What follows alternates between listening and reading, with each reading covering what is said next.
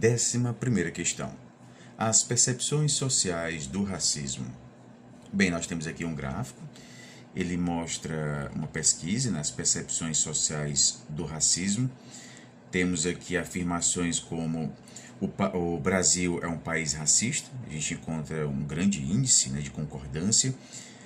Já presenciei situações em que uma pessoa sofreu racismo, eu convivo com pessoas que sofrem racismo, eu convivo com pessoas que têm atitudes racistas, E temos afirmações com índices menores de concordância, Eu tenho algumas atitudes e práticas consideradas racistas, minha família é racista, eu estudo em uma escola, faculdade, universidade racista, eu trabalho em uma instituição, empresa racista. Então, as pessoas reconhecem o racismo existente aqui no país e também nos outros, mas assumem muito pouco essa questão do racismo em si mesmas. Então, na família ou nos espaços que elas frequentam, é como se não existisse racismo. Então, na verdade, o racismo ele está no outro.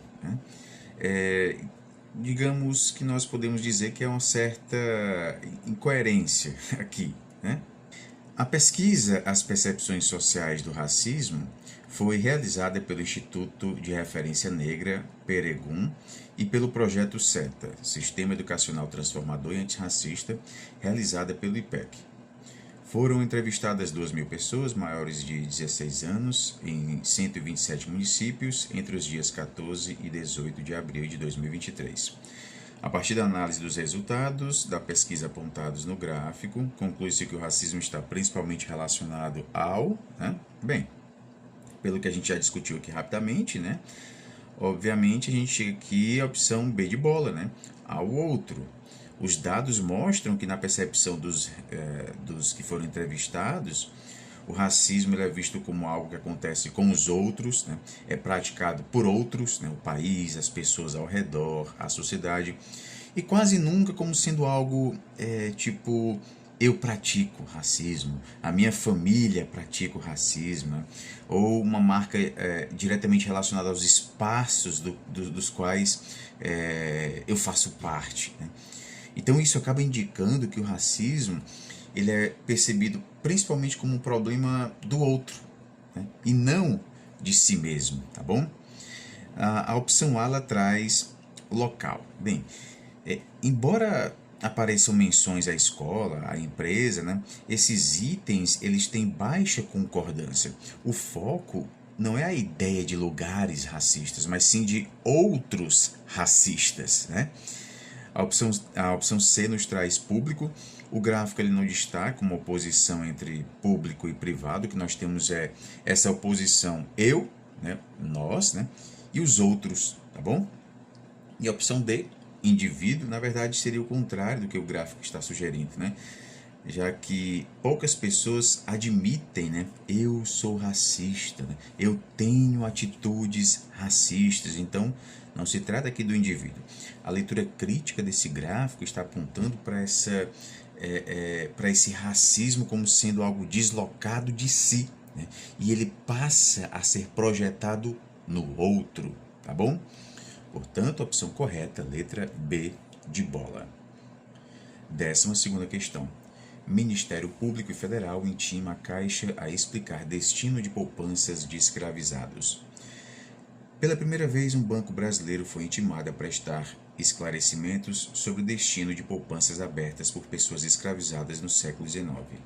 Em reunião realizada em 15 de agosto, representantes da Caixa, do movimento social e a historiadora Keila Greenberg discutiram a retenção dos valores após a abolição e a responsabilidade do Estado e das instituições financeiras na perpetuação do sistema escravista.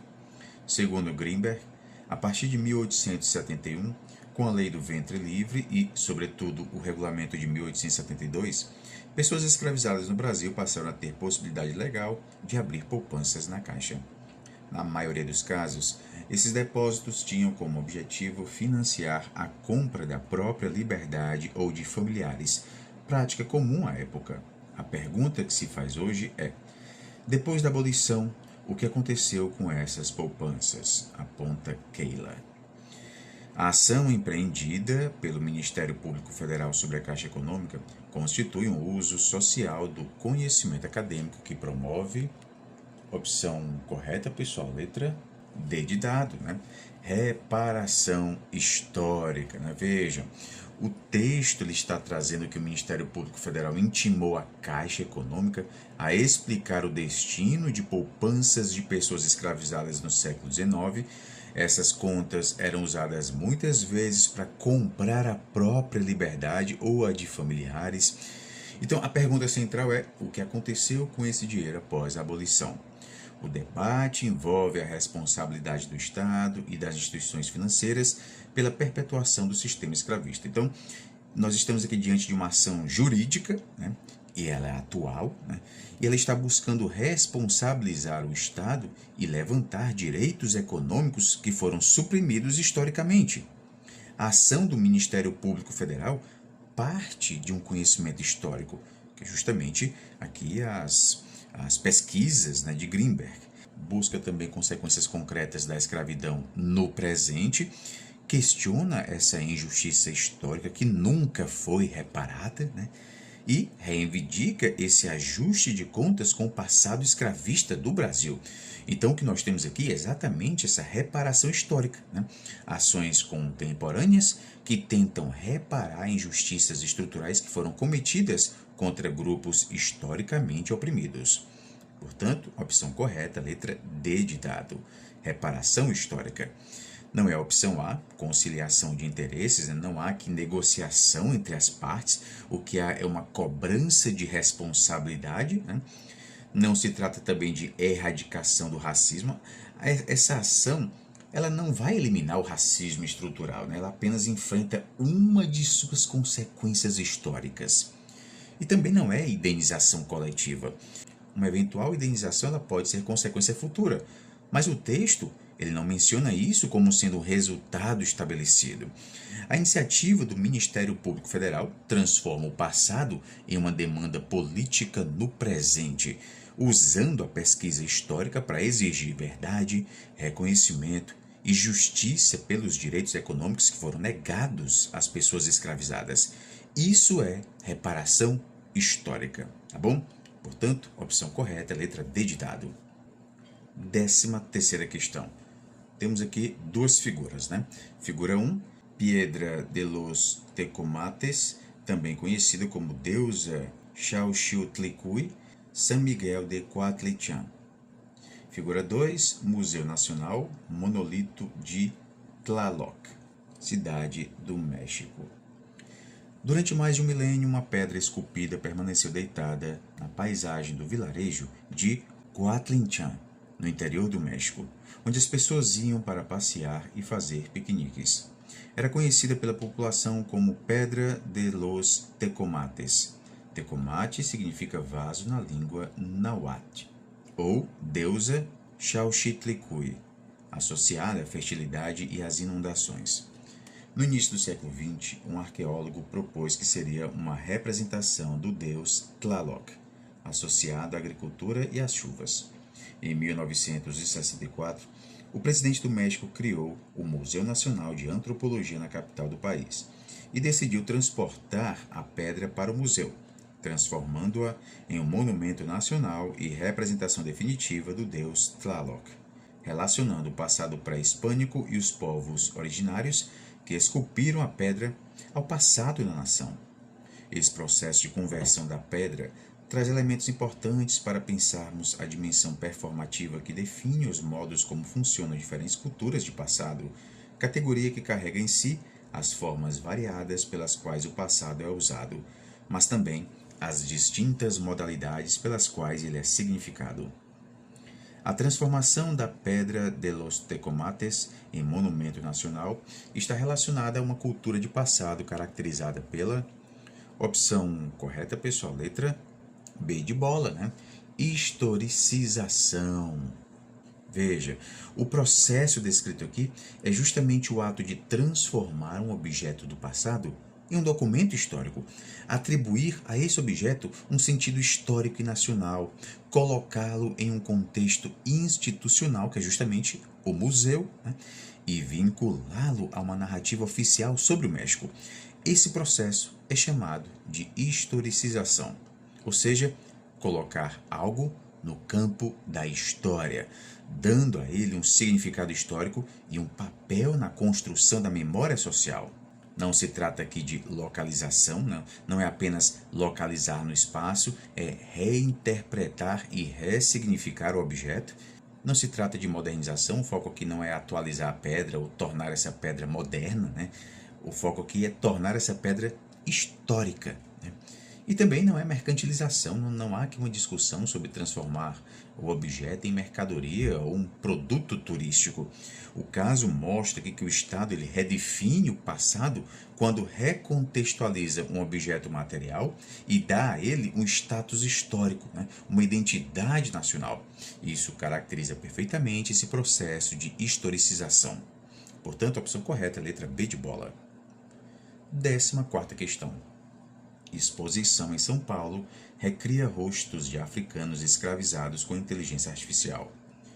Uma nova exposição no Arquivo Público do Estado de São Paulo recria os rostos de africanos escravizados a partir das descrições do abolicionista Luiz Gama, que atuou como escrivão em uma delegacia.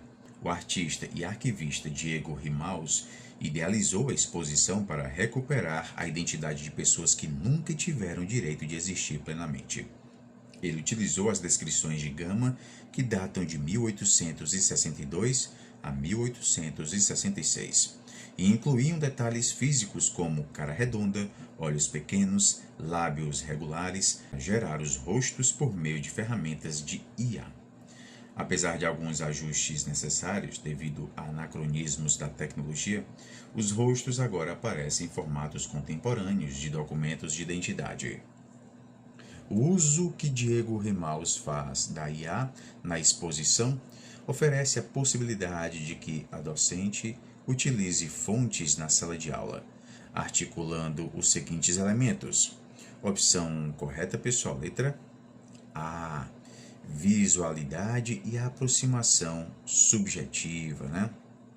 Veja, a professora aqui de História, quando utiliza essas fontes na sala de aula, ela pode trabalhar a visualidade, né? Então as imagens reconstruídas, elas materializam os rostos, elas tornam visível quem foi historicamente apagado, né? E permite ver essas pessoas que antes estavam apenas em registros burocráticos.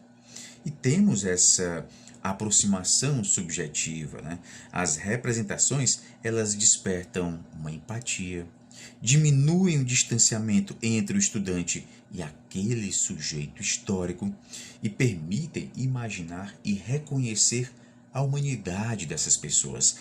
Então, a imagem, ela reconstrói a presença, ela convida o nosso aluno a sentir, a refletir sobre as vidas reais, não só sobre os números e as descrições impessoais.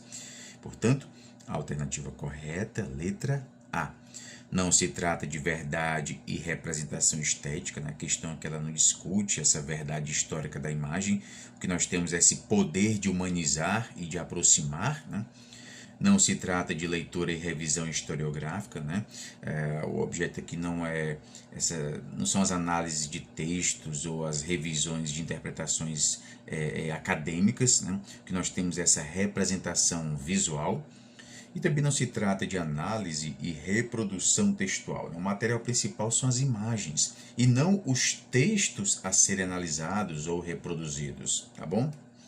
Então, pessoal, o uso das reconstruções por inteligência artificial, esse uso ele permite que os estudantes enxerguem, se aproximem, né, de forma sensível, de forma crítica, né, que eles se aproximem dessas pessoas que foram historicamente desumanizadas pela escravidão, cumprindo esse papel poderoso na educação para os direitos humanos, tá bom? Portanto, a opção correta é a letra A. 15ª questão. A relação entre a educação de jovens e adultos e o ensino de história social se configura através da conexão de experiências de educandas que buscam na EJA a concretização do direito a uma vida justa e de todo o processo histórico de uma multidão de sujeitos que fizeram de suas vidas um campo vivo de histórias. sabendo que o currículo se constitui como artefato, uma invenção social e histórica, uma vez que sua definição envolve prioridades sociopolíticas, defendemos o ensino de história social na educação de jovens e adultos que aborde as categorias trabalho e cultura. A construção de um currículo de história para a educação de jovens e adultos, defendida no texto, estabelece como elemento central a opção correta pessoal, letra C de casa, né? A articulação de identidades sociais com movimentos coletivos, né, pessoal? Veja, a proposta apresentada aqui no texto é justamente construir um currículo que valorize as identidades sociais dos jovens, né, dos adultos, as suas experiências, as suas histórias, as suas culturas, né, relacionando essas identidades a movimentos sociais coletivos. A gente pode ter aqui os trabalhadores, as lutas políticas, os processos históricos mais amplos, e é exatamente isso que diz a opção C, né? A EJA, ela não parte apenas de conteúdos gerais abstratos, ela parte do que os estudantes são, para situar estes estudantes historicamente no mundo do trabalho e da cultura, tá bom? Não se trata aqui da opção A, valorização de agências estatais com o protagonismo das juventudes, né? Não se trata do Estado e nem só de juventude. O foco aqui, pessoal, são os trabalhadores, os coletivos sociais, tá bom? Também na opção B, prevalência da orientação classista sobre fatores étnico-raciais. O texto, ele não faz essa hierarquia de categorias. Ele reconhece múltiplas dimensões identitárias, trabalho e cultura, né?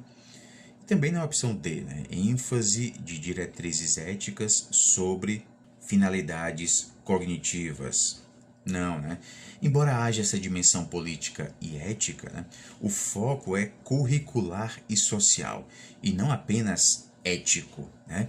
O texto, ele define o currículo que reconhece os estudantes da EJA como sujeitos históricos, integra a experiência individual com a história coletiva e fortalece a identidade de pertencimento ao mundo do trabalho. Portanto, a opção correta é a letra C de casa. 16ª questão.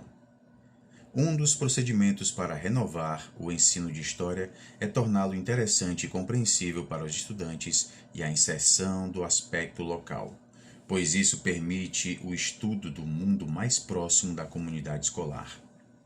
Essa é a história mais próxima dos professores e de seus alunos, capaz de apresentar um maior sentido histórico para aqueles que a vivenciam. Além disso, a herança de uma formação centrada nos conteúdos da história geral e do Brasil tem contribuído para uma formação docente baseada na transmissão de informações ou na transposição didática desses conteúdos, e o estudo do aspecto local é uma das principais esferas em que os professores da educação básica podem desenvolver atividades de pesquisa, devido à disponibilidade de documentos e narrativas mais próximas.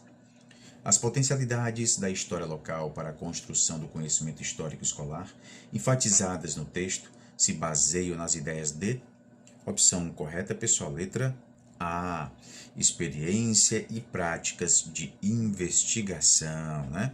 Veja, o texto ele destaca aqui duas grandes potencialidades, né? A experiência, né? O aluno se reconhece na história do seu bairro, sua cidade, sua família, suas comunidades, e práticas de investigação.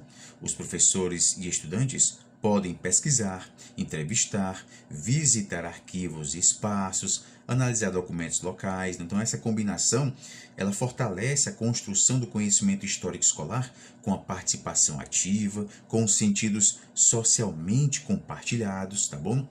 Por isso que nós temos aqui a alternativa A, experiência e práticas de investigação. Na opção B, nós temos singularidade e tradições de currículo, né? O texto não fala de tradição, né? Fala de renovação da prática docente. Não é a opção C, hegemonização e jogos de escala. Jogos de escala é um conceito historiográfico avançado, né? Que não foi tratado aqui, né? Hegemonização contraria a ideia de pluralidade local. Na opção D, nós temos empiria e identidade de nação. Não, né? Não é uma construção de identidade nacional. O que nós temos aqui é um foco mais no aspecto local, né? comunitário, né? A história local, segundo o texto, fortalece o pertencimento, né, essa experiência vivida, e a autoria histórica, né, essa pesquisa dos próprios sujeitos, tá bom? Portanto, alternativa correta, letra A. 17ª questão. Em geral, o racismo é abordado como um tema concernente à população negra ou não branca. Uma das razões para isso reside nas várias camadas de violência que atingem as chamadas minorias, silenciando-as histórica e politicamente. A racialização de negros, indígenas e asiáticos, etc., pressupõe que a supremacia branca continua subsumida, operando por meio de uma força que não se revela. Inaê Lopes dos Santos sugere uma ausência de racialização da população branca, que revela uma perspectiva fundamentada pela ideia de, opção correta, pessoal, letra D de dado, né? Sujeito universal, né? Quando Inaê fala da ausência de racialização da população branca, ela está criticando a ideia de um sujeito que se vê e é visto, né, como a medida de todas as coisas, né? Como algo neutro, sem cor, sem raça, né?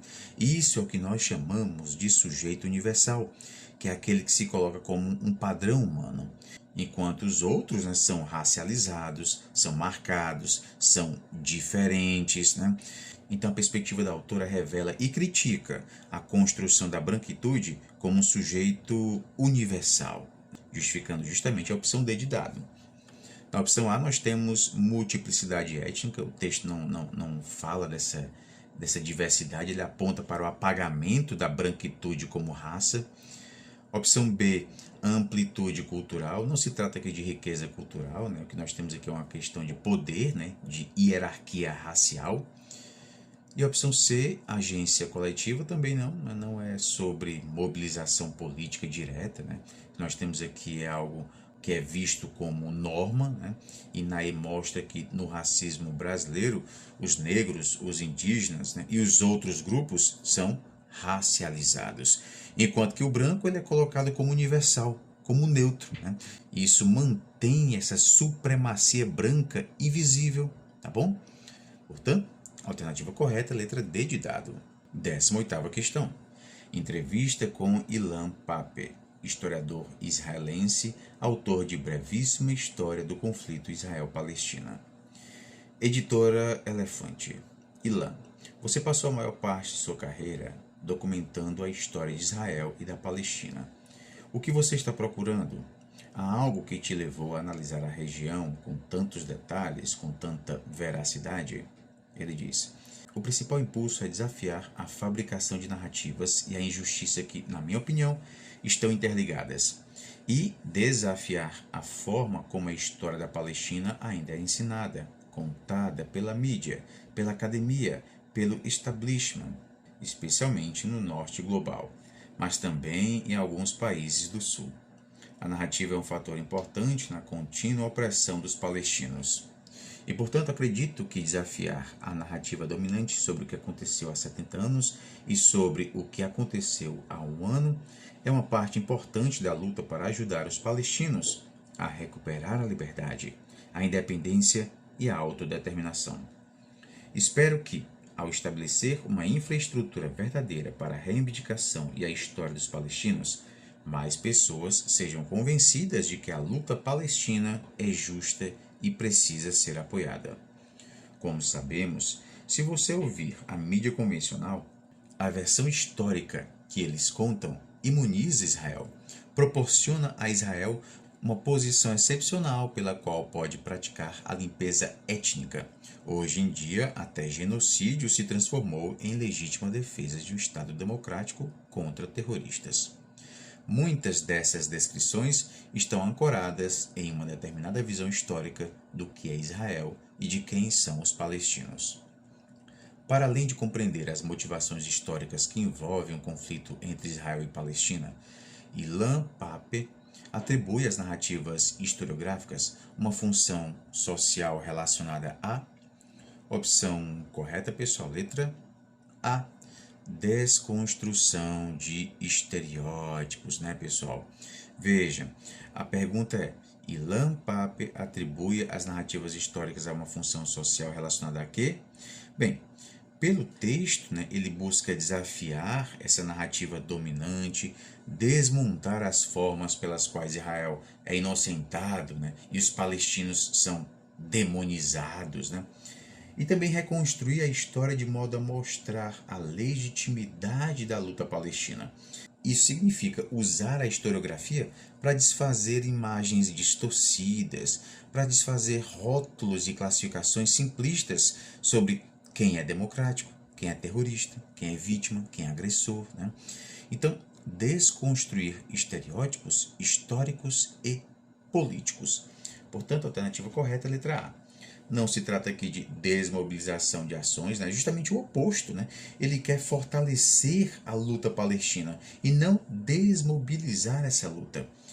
Não se trata também de isenção ideológica, né? Papé aqui não se diz neutro, né? Ele assume uma posição crítica, uma posição engajada contra a narrativa hegemônica. E não se trata de pactuação política, né? Ele não quer pactuar aqui com o establishment, né? O que ele quer é fazer uma confrontação, tá bom? Portanto, a alternativa correta, letra A. 19ª questão. Enredo e samba. Tuiuti canta Chica Manicongo, escravizada e primeira mulher trans documentada do Brasil. O paraíso do Tuiuti promete emocionar e levantar reflexões no Carnaval 2025 com o enredo Quem Tem Medo de Chica Manicongo. A escola contará a história da primeira mulher trans documentada no Brasil, uma figura marcante que carrega em si a resistência e a luta por identidade e liberdade. Chica Manicongo chegou ao Brasil escravizada, vinda da África. Batizada como Francisco, seu nome e identidade não refletiam quem ela realmente era. Dentro da dura realidade da escravidão, Chica buscou preservar suas práticas religiosas e encontrou refúgio junto ao povo Tupinambá, na Bahia, onde trocou experiências em um contexto de aprendizado coletivo e resistência cultural. Penso que por meio das narrativas carnavalescas, especialmente os sambas enredo, o ensino de história pode ser construído por outras perspectivas, não somente através do livro didático e da mediação do professor em relação aos conteúdos já cristalizados, mas também por intermédio da pesquisa em fontes históricas e da construção do conhecimento histórico escolar. Entendendo que a escola de samba e os seus discursos têm relações profundas com a sociedade na qual ela se situa e com as narrativas de seu tempo, os sambas agenciam determinadas visões de mundo que devem ser lidas, compreendidas e problematizadas. Considerando os textos, o uso dos enredos e sambas enredo em sala de aula permite à professora de história, opção correta, pessoal, letra B de bola, né? Incorporar saberes populares, né? Veja, quando a professora de história traz enredos e sambas enredo, né, para a sala de aula, ela reconhece o carnaval como sendo um produto cultural histórico, incorpora saberes populares no currículo, valida experiências e memórias de grupos sociais invisibilizados e amplia as formas de acesso ao conhecimento histórico. Ou seja, ela promove a entrada da cultura popular como sendo uma fonte legítima da história na escola. Não se trata aqui da opção A, né, inserir conhecimentos, é justamente o contrário, né? A proposta aqui é descentrar o cânone, né, e não trazer essa ideia de conhecimentos prontos, né, os conhecimentos advindos das mesmas fontes. Na opção A nós temos inserir conhecimentos canônicos. Não, é justamente o contrário, né? A proposta aqui é tirar a centralidade do cânone, tá bom? Opção C, resgatar memórias oficiais. Não, a escola de samba ela questiona a memória oficial, em vez de justamente reproduzir essa memória oficial, né? E a opção D, refutar ideias dissidentes. O carnaval ele valoriza as vozes dissidentes, as vozes marginalizadas, né? Ele não refuta essas vozes, tá bom? Então, o uso de sambas enredo no ensino de história possibilita pluralizar as narrativas, reconhecer identidades subalternizadas e abrir a sala de aula para uma cultura que é produzida pelo povo. Portanto, a alternativa correta é a letra B de bola. 20ª questão. Um povo foi expulso do território. Um povo foi aprisionado, feito de cobaia como um macabro experimento da ditadura. Atacaram nossa cultura em seu íntimo, que é a nossa língua. Proibiram nossos ancestrais de se comunicarem, de realizarem rituais, de dançarem e de festejarem conforme a nossa tradição. Assim, Giovanni Krenak rememorou as intensas violências cometidas contra seu povo no período da ditadura. Durante a sessão da Comissão de Anistia, no dia 2 de abril de 2024, órgão que reconheceu e pediu perdão pelas graves violações de direitos humanos cometidas pelo Estado brasileiro contra o povo Guarani Kaiowá, da terra indígena Guirarocá, e o povo Krenak.